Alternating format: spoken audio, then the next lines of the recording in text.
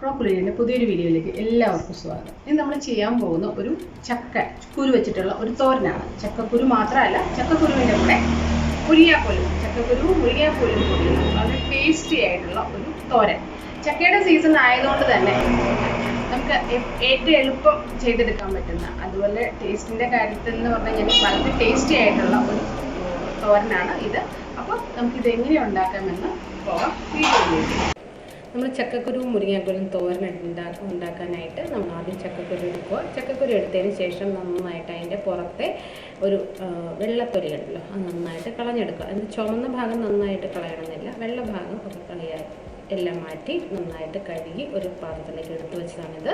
അതിനുശേഷം നമ്മളിതൊരു വേവിക്കാനായിട്ട് ഒരു പാത്രത്തിലേക്ക് ഇട്ടു. ചക്കക്കുരു മുരിങ്ങാക്കോലും തോരൻ വയ്ക്കാനായിട്ട് മുരിങ്ങാക്കോലിൻ്റെ ഒരു നീളം എന്ന് പറഞ്ഞാൽ നമുക്കത് അതിനകത്ത് നമുക്ക് കടിച്ചെടുക്കാൻ പറ്റുന്ന തരത്തിൽ കൈ പിടിച്ച് കടിച്ച് പഠിക്കാൻ പറ്റുന്ന രീതിയിലുള്ള ഒരു നീളത്തിലായിരിക്കണം മുരിങ്ങാക്കോൽ അരിഞ്ഞിടേണ്ടത്. അതിനുശേഷം ചക്കക്കുരു മുരിങ്ങാക്കോലും കൂടെ വേവിക്കാൻ വെച്ചു. അതിനകത്തേക്ക് കുറച്ച് ഉപ്പ് കൂടിയിട്ട് അതൊന്ന് വേവിക്കാൻ വയ്ക്കുക. നന്നായിട്ട് അത് വെന്ത് കിട്ടണം. കുക്കറിലിടാതിരിക്കുക വയ്ക്കുന്നത്, കാരണം കുക്കറിലിട്ട് അത് ഭയങ്കരമായിട്ട് വെന്ത് പോകും. പിന്നെ നമ്മൾ അതിനകത്തേക്ക് അരപ്പിന് വേണ്ടിയിട്ടുള്ള കുറച്ച് തേങ്ങ, പച്ചമുളക്, ഉള്ളി, ശകലം മഞ്ഞൾപ്പൊടി കൂടി ചേർക്കുകയാണ് കേട്ടോ. കാരണം തോരൻ്റെ കളർ എന്ന് പറയുമ്പോൾ മഞ്ഞ കളറിലാണ്. ആവശ്യത്തിന് എരിവിനുള്ള പച്ചമുളകും നന്നായിട്ട് നമ്മൾ ചതച്ചെടുത്തു.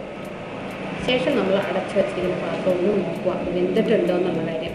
ചക്കക്കുരുവിൻ്റെ വേവ് പല തരത്തിലായിരിക്കും. അപ്പോൾ അതുകൊണ്ട് ആദ്യത്തെ പ്രാവശ്യം വെന്തിട്ടുണ്ടായിരുന്നത് ഞാൻ ഒന്നുകൂടി അടച്ചു വെച്ച് വേവിച്ചപ്പോൾ അതേ നോക്കൂ, നന്നായിട്ട് വെന്തിട്ടുണ്ട്. അതിൻ്റെ കളർ ചേഞ്ചസ് വന്നു കഴിയുമ്പോൾ നമുക്ക് മനസ്സിലാക്കാവുന്നതേ ഉള്ളൂ. നന്നായിട്ട് വെന്തിട്ടുണ്ട്. ഒരെണ്ണം എടുക്കുക, ഒടിച്ച് നോക്കുക, അപ്പോൾ നമുക്ക് വെന്തിട്ടുണ്ട്. ശേഷം വേറൊരു പാൻ വെച്ചു. തോരൻ്റെ നമ്മൾ എന്താണോ ചെയ്യാറുള്ളത് അതുപോലെ തന്നെ same procedure.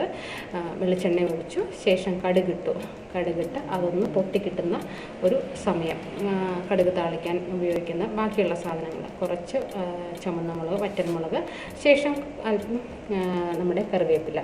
തോരനൊക്കെ as usual use ചെയ്ത് കടുകൊക്കെ പൊട്ടി ശേഷം ഞാൻ എന്ത് ചെയ്യുന്നത് വെച്ചാൽ നമ്മൾ ആ ഒതുക്കി വെച്ചിരിക്കുന്ന അല്ലെങ്കിൽ ചതച്ച് വെച്ചിരിക്കുന്ന നമ്മളുടെ തേങ്ങ അതിനകത്തേക്ക് ഇട്ട് കൊടുക്കുകയാണ് കേട്ടോ.